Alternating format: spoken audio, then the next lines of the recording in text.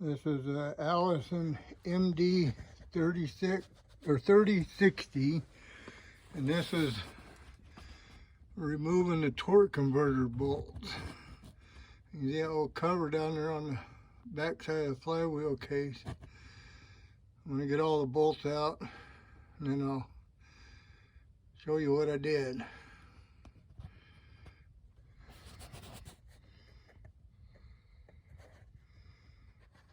Right here you can see how I'm barring it over from the front. You can do it with a barring tool in the bell housing or on an alternator if you got a belt on it.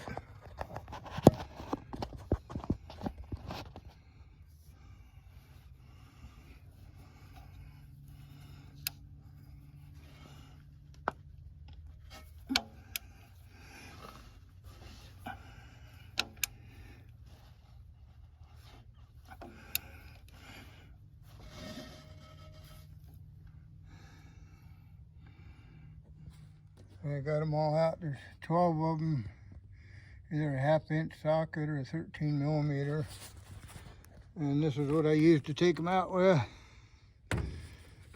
2 rare earth magnets down in there so I don't lose the nuts or the bolts down into the bell housing. Works really good.